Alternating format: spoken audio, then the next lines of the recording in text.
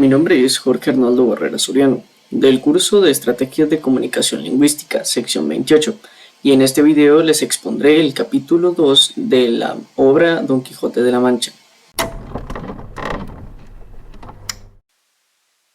Capítulo 2, que trata de la primera salida que de su tierra hizo el ingenioso Don Quijote. Hechas, pues, estas prevenciones, no quiso aguardar más tiempo a poner en efecto su pensamiento, apretándole a ello la falta que él pensaba que hacía en el mundo su tardanza, según eran los agravios que pensaba deshacer, tuertos que enderezar, sin razones que inventar, y abusos que mejorar y deudas que satisfacer. Y así, sin dar parte a persona alguna de su intención, y sin que nadie le viese, una mañana, antes del día, que era uno de los calurosos del mes de julio, se armó de todas sus armas, subió sobre Rocinante, puesta su mal compuesta celada, embrazó su adarga, tomó su lanza y por la puerta falsa de un corral salió al campo con grandioso contento y alborozo,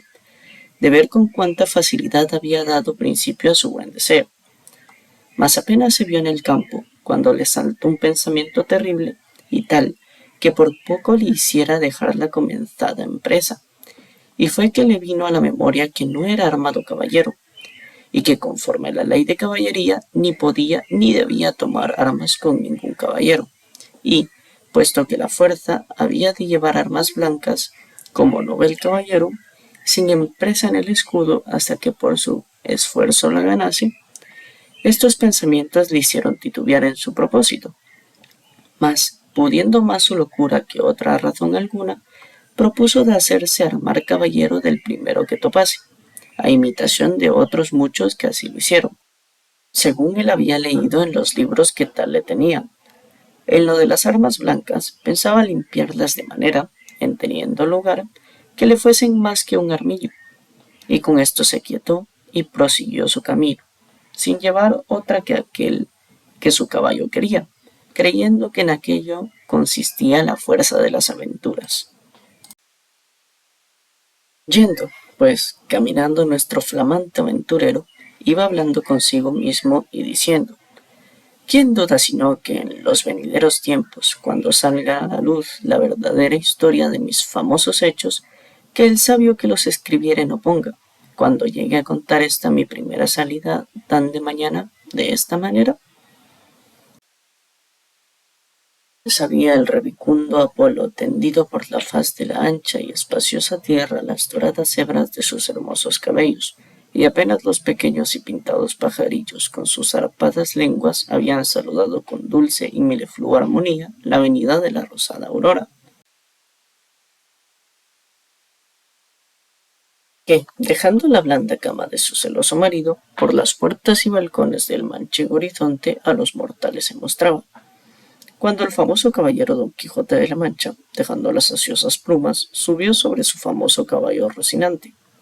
y comenzó a caminar por el antiguo y conocido campo de Montiel, y era la verdad que por él caminaba, y añadió diciendo: dichosa edad y siglo dichoso aquel donde saldrá a la luz las famosas hazañas mías, dignas de entallarse en bronces, esculpirse en mármoles y pintarse en tablas, para memoria en el futuro. Oh tú, sabio encantador,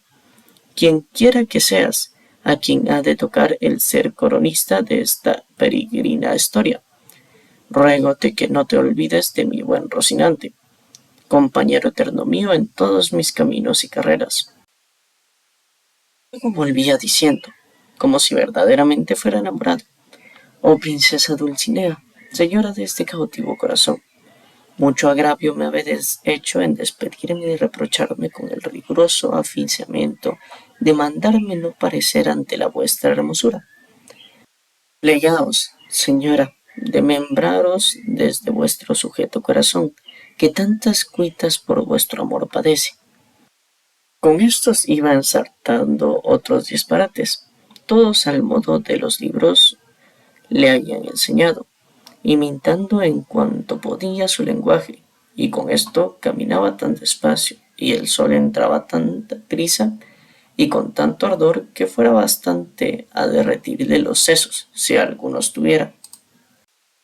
Casi todo aquel día caminó sin acontecerle cosa que de contar fuese, de lo cual se desesperaba, porque quisiera topar luego con quien hacer experiencia del valor de su fuerte brazo. Autores hay que dicen que la primera aventura que le vino fue la del Puerto Lapice, otros dicen que la de los molinos del viento. Pero lo que yo he podido averiguar en este caso y lo que he hallado escrito en los anales de la Mancha es que él anduvo todo aquel día y al anochecer su rocín y él se hallaron cansados y muertos de hambre, y que, mirando a todas partes por ver si descubría algún castillo o alguna majada de pastores donde recogerse y donde pudiese remedir su mucha hambre y necesidad, vio, no lejos del camino por donde iba, una venta, que fue como si viera una estrella, que, no a los portales, sino a los alcázares de su redención le encaminaba. Diose prisa en caminar y llegó a ella a tiempo que anochecía.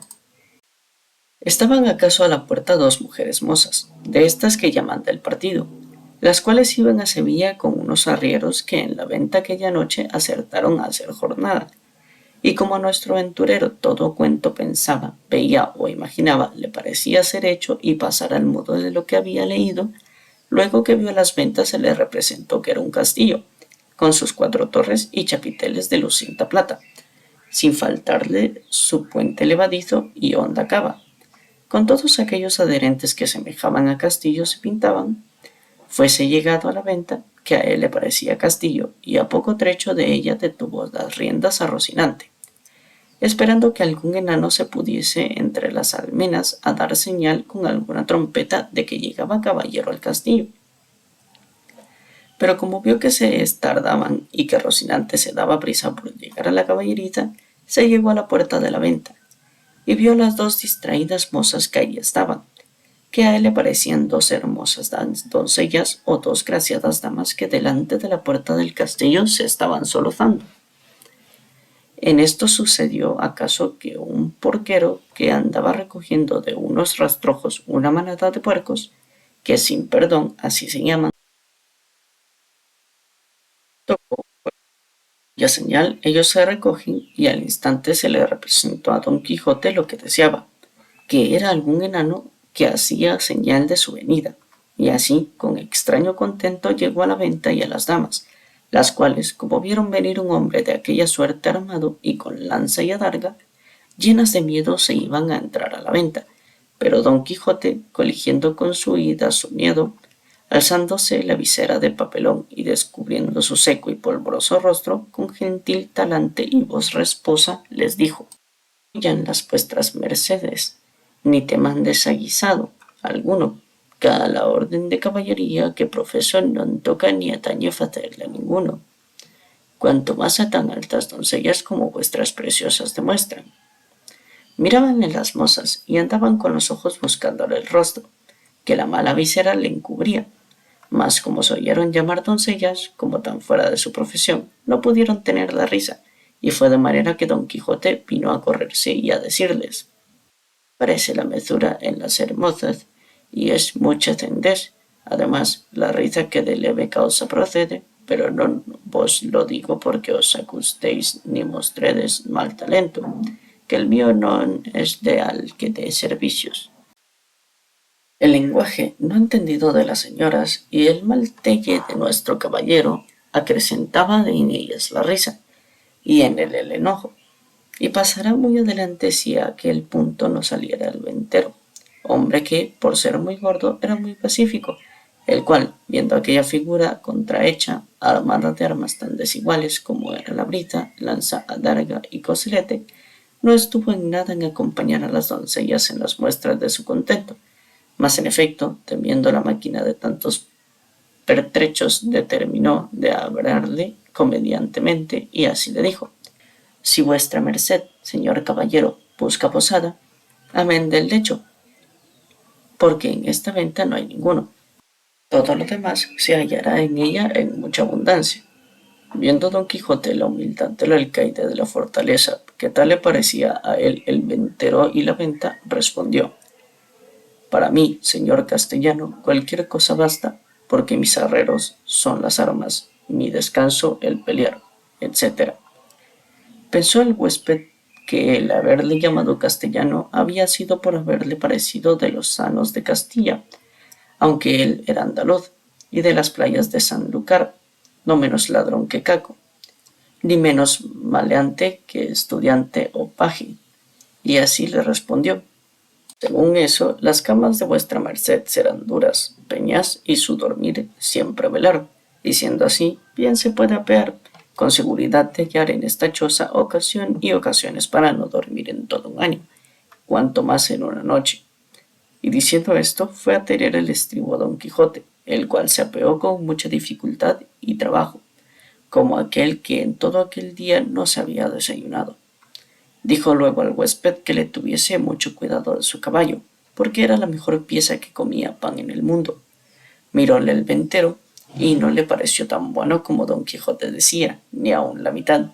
y acompañándole en la caballeriza volvió a ver que el huésped mandaba, al cual estaban desarmando las doncellas, que ya se habían reconciliado con él, las cuales, aunque le tenían quitado el peto y el espaldar, jamás supieron ni pudieron desengancharse de la gola, ni quitalle la contrahecha celada, que traía atada con unas cintas verdes, y era menester cortarlas, por no poderse quitar los nudos,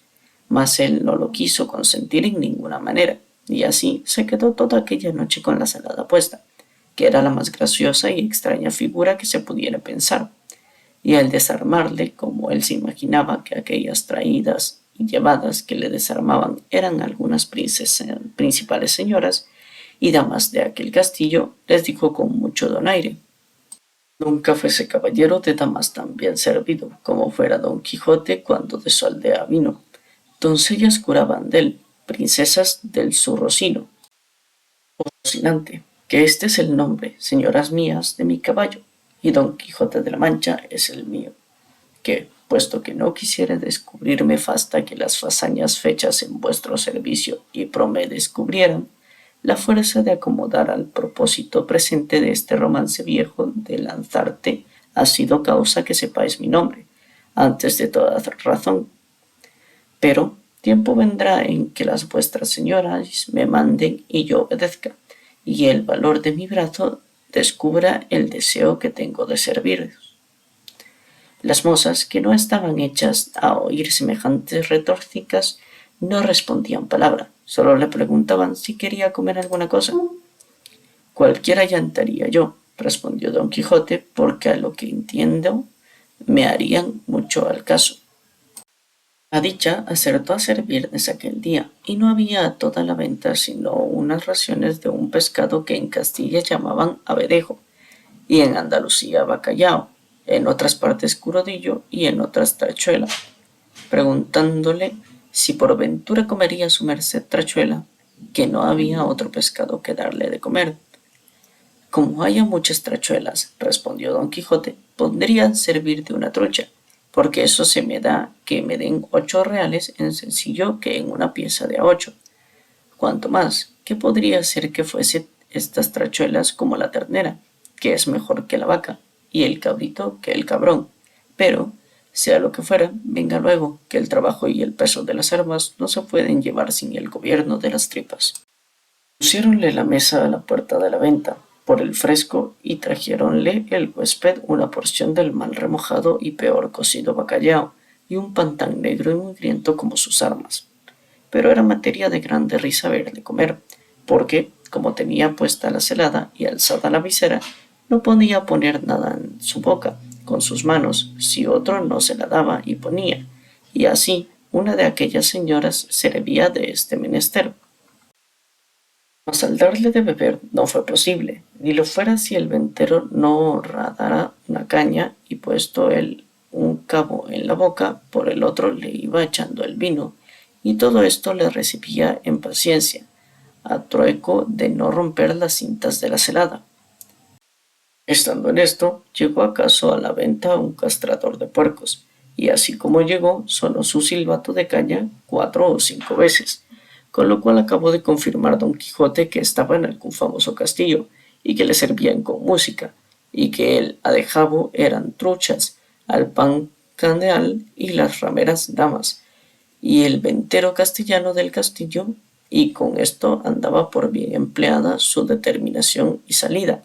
Mas lo que más le fatigaba era el no verse armado caballero, por parecerle que no se podría poner legítimamente en abertura alguna sin recibir la orden de caballería.